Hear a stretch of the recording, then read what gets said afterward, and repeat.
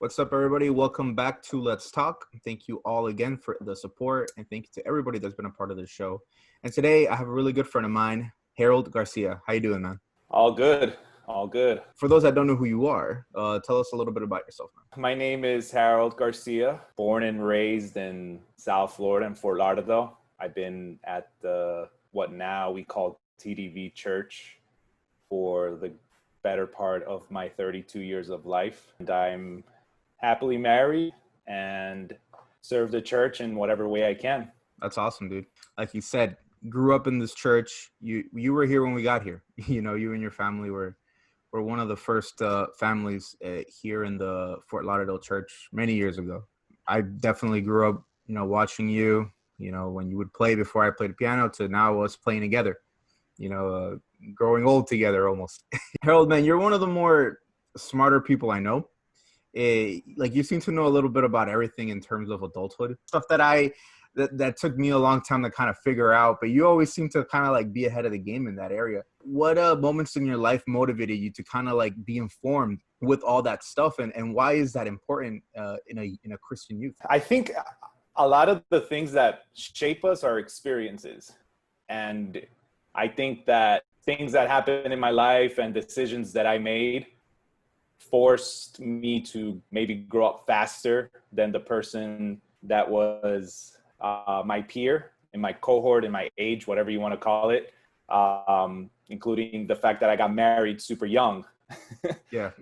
Or some people might not think I got married young because at the time, a lot of people were pressuring me to get married, and I was barely graduating college. And but 24 is still a really young age to get married. You don't know a lot of those things you just mentioned. Adulting, basically. Adulting, you think you know it. Yeah, you think you know adulting, but a lot of it just comes by experience. I worked in banking for a little bit, so I learned a lot. That's pretty much, if I had to narrow it down, just experiences are just things that kind of told me. And then for youth, take advantage of seasons. The Bible says that there's a season for everything. And I really, really do think that there's a season for learning that never ends. And any experience that we go through, it teaches us a lot. I like how you said you were young when you got married. Many people would say 24 isn't that young, but sometimes you forget how you're still figuring out a lot of things in your 20s, and like you're still processing things. And yeah, you may be in college, but you may not, you're still not fully grown. It's once you hit that real world and that independence that kind of makes you who you are. Like I said earlier, we've known each other for a really long time. One of the things that was definitely hard on you and a lot of us was the death of your younger brother, Alejandro. I remember him very vividly. He was really good friends with my brother because they were the same age. So they were kind of like childhood friends. And I remember in his passing, it was very hard, for at least for all of us. My father, as a pastor, admitted that his passing really affected his faith for a while. And I would like to know, how was that pass? How did it affect you? How was that process? Did you come to a point where you doubted in God, or did you find a way? Did that make you get closer to him? It's interesting how we got here because I pointed back to experiences. So yeah, of course, our faith was tested. I was 17 when that happened. So as a 17-year-old, you're in that age where just getting to church sometimes it's a mess. Yeah. Yeah. It's a mess. Like you're at that age where, at least I think the ones that grew up in a Pentecostal household can relate that if you ever tell your dad or mom, I'm not going to church, they will make sure you go to church. I think things are a lot more tamer now. One of the things I do is I serve working on the teenagers committee. So I think, things are a little tamer now, but back when we were growing up in our teenage years, sometimes we would get a little rebellious, but our parents, one way or another, got the result that they desired out of us.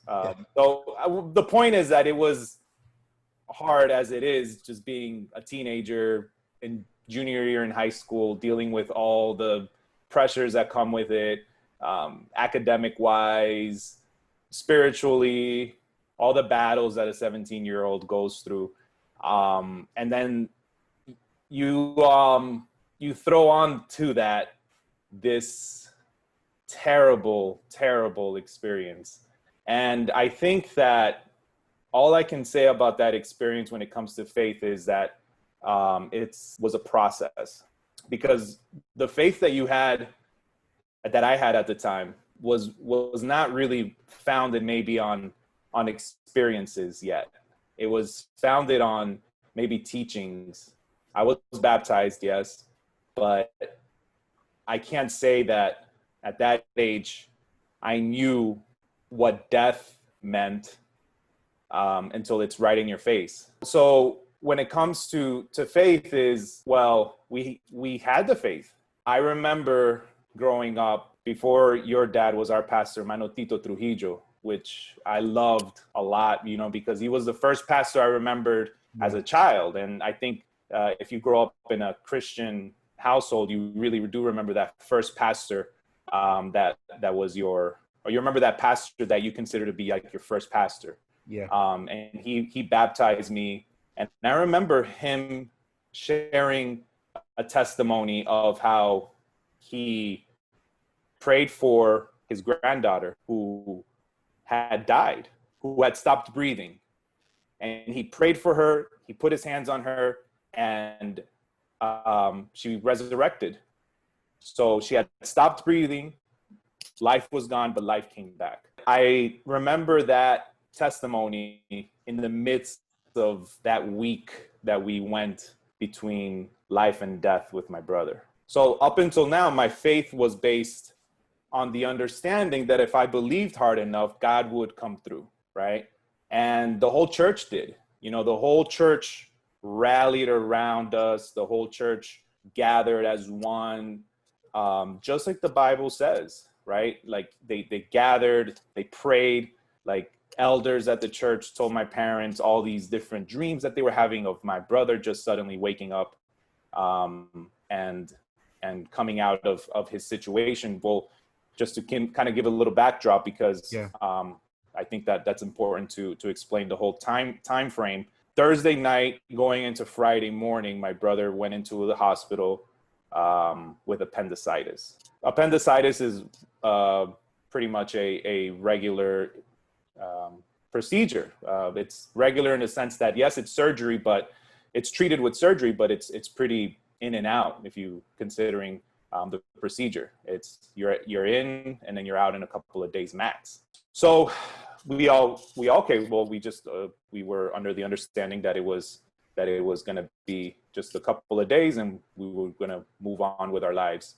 But during the surgery, there was some malpractice, and unfortunately, the surgeon cut a vein that led to the bleeding of my brother on his side.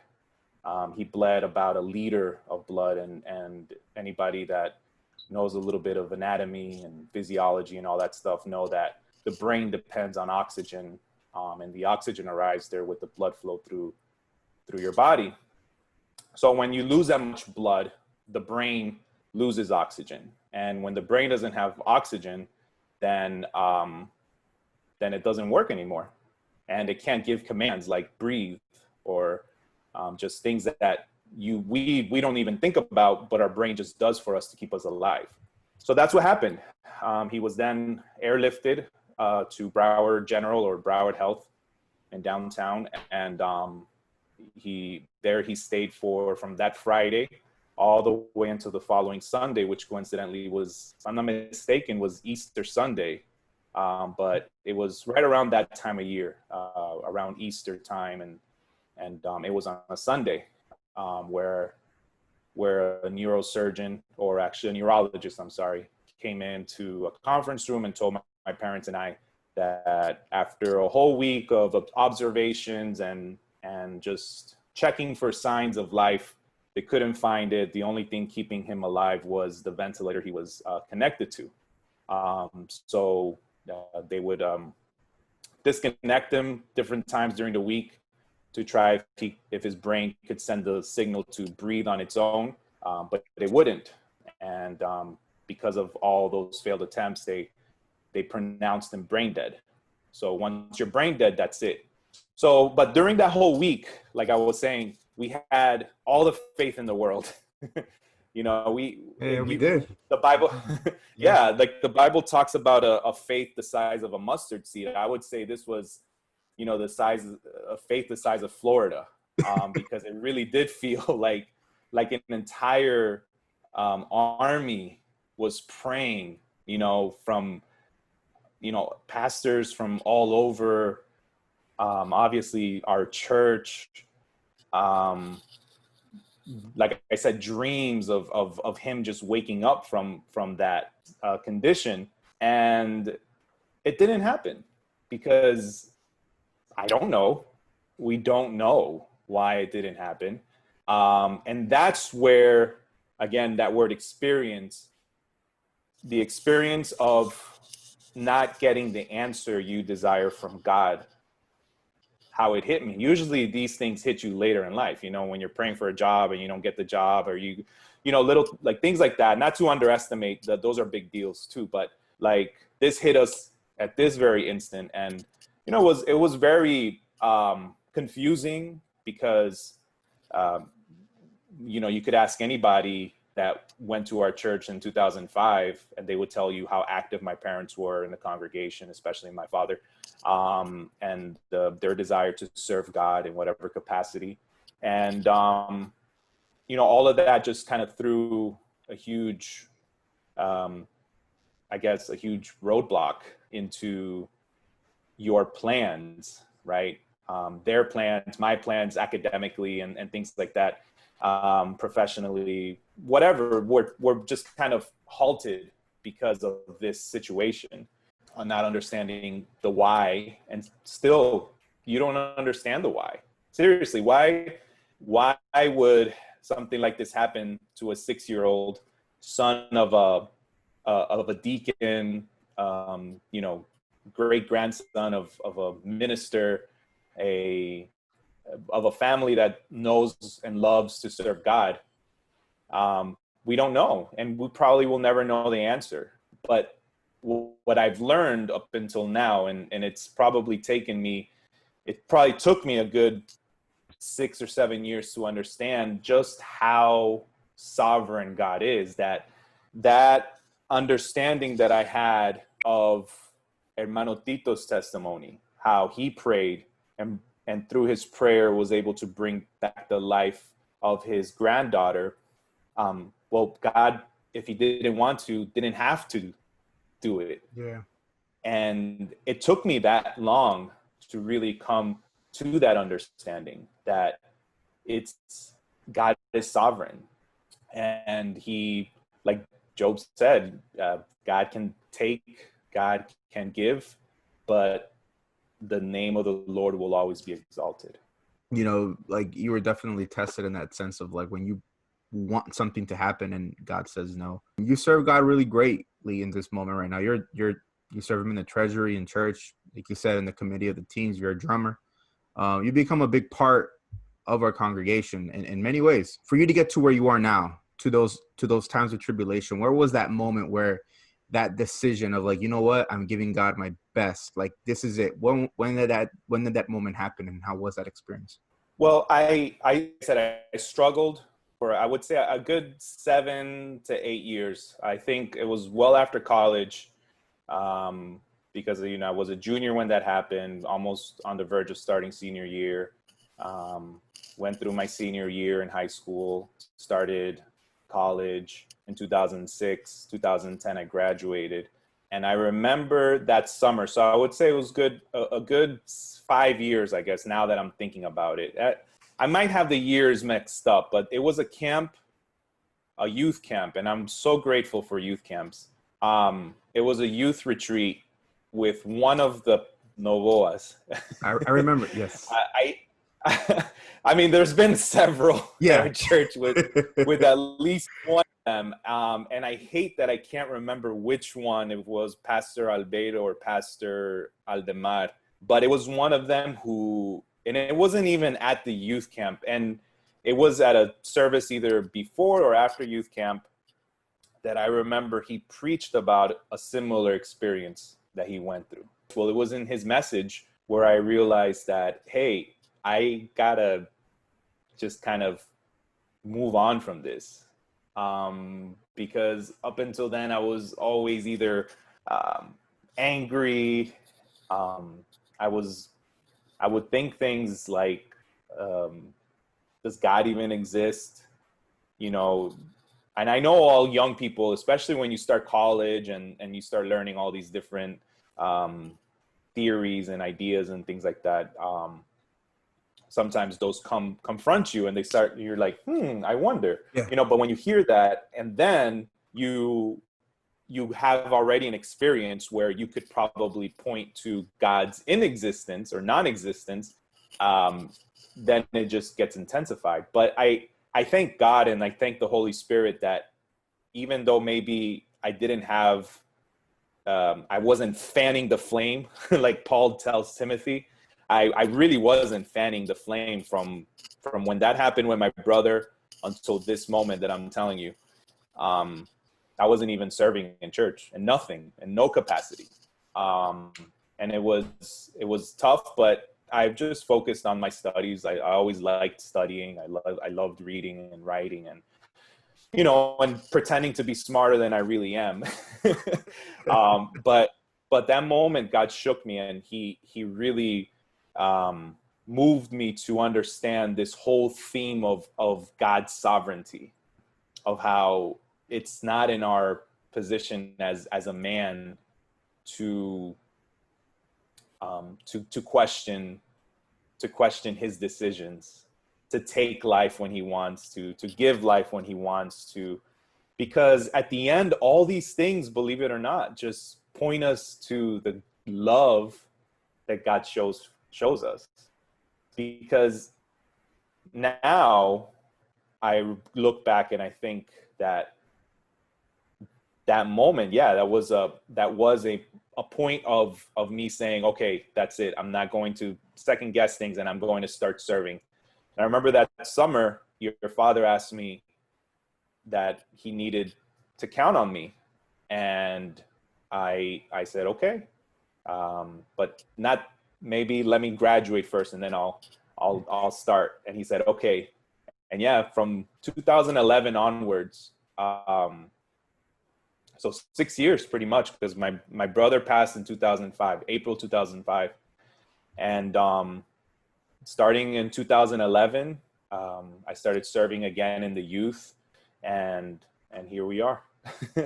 To conclude this interview, man, if some words, so some advice that you could give some of the youth that are hearing this.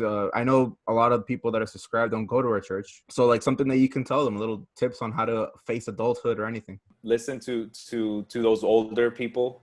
They know a thing or two. Listen to your parents. Ask for advice. Now I don't do anything without asking 2 or 3 people. Whereas back then you would ask your friends, hey, what do you think? Should I change a job or no? Ask people who have been there, done that. So analyze, what is it that you want to do next? The big one is, I want to get married, right? Well, ask somebody, ask how that experience is of someone that have been successfully married, Happily married for a few years, because it's not as easy as some couples make it seem, but it is rewarding. So if I had to give advice, I would say listen, ask, less talking, more listening, I think is important. Harold, thank you very much for being on this week's episode. Thank you for your stories and testimony as well. I know hopefully it could be a great guidance to those that are hearing. I'll see you soon. We'll see you Sunday? I'll see you Sunday, man. Awesome, bro. Thank you guys for watching, and this has been Let's Talk.